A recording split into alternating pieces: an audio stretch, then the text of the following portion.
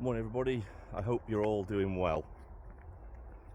So, we'll start off the video today, this morning's walk video, with addressing some criticism that I got on my video from yesterday. Police versus Antifa. So, some people were saying that the camera work was shit in the video. Now I credit my audience with some intelligence, and I know the majority of you understand why that sometimes when I'm recording that things might go out of focus, or the camera might dip to the floor like that, or from another angle, or whatever, when I'm on a protest or something like that.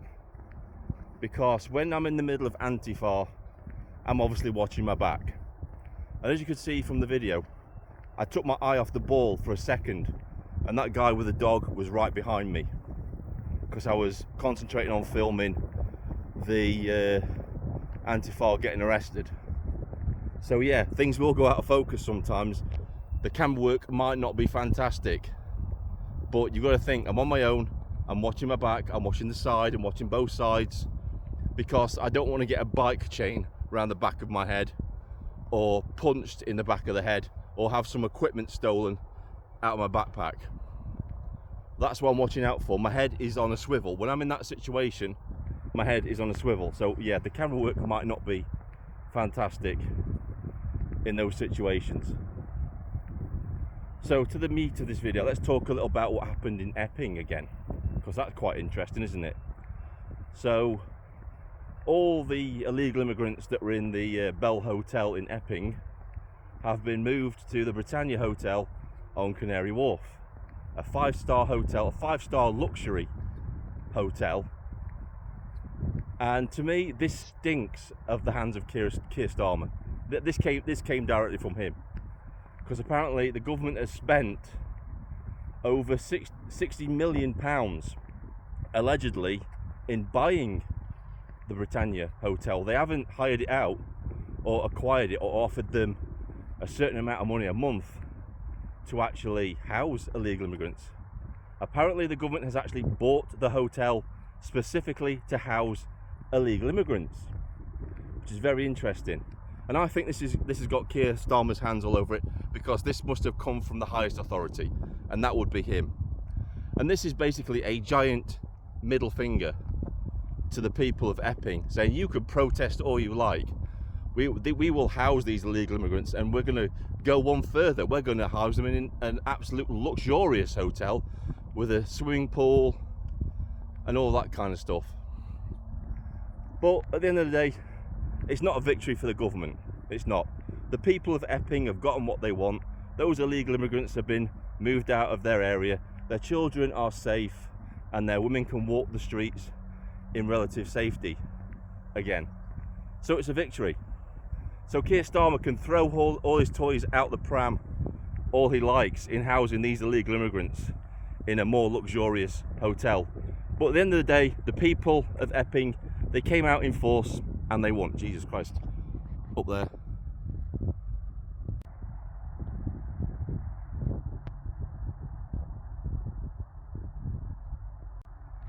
Yeah, stag. Awesome. So yeah, the people of Epping won. They got a victory. Doesn't matter where Keir Starmer puts these illegal immigrants, they were going to be moved anyway at taxpayer expense. But it just proves people power works. The people came out in force and the illegal immigrants were moved. And like Danny Roscoe said, when they move the illegal immigrants, just move the protest, just move the peaceful protests to wherever they're going. Just carry on the process.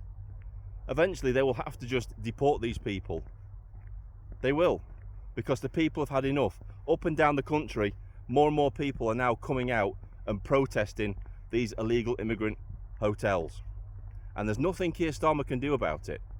There was talk in the live stream that Danny Roscoe was doing, the late night one that I was in the other day, about putting exclusion zones around illegal immigrant hotels like they do with the abortion clinics, so that any protest within those exclusion zones will be classed as a criminal offence. That is a possibility, that could happen, but there are ways round to defeat those sort of things. You just stay on the perimeter, and you still protest.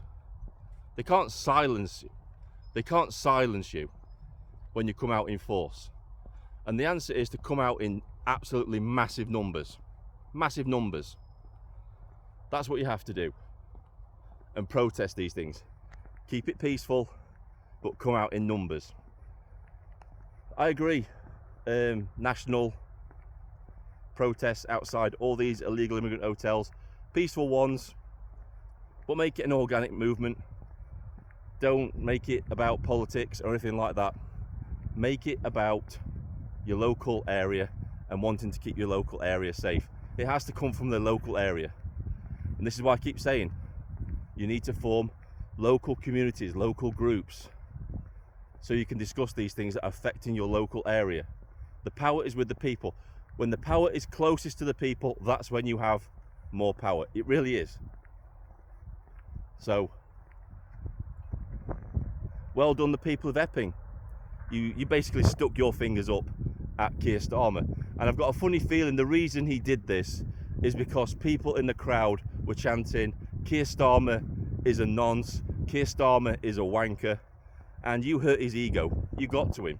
You triggered him. So give yourselves a big round of applause. You stuck it to him. You stuck it to Keir Starmer, and he didn't like it. And so he reacted by throwing all his toys out the pram and doing this. Laugh it off. Take it as a victory. This is Vindicator, signing off.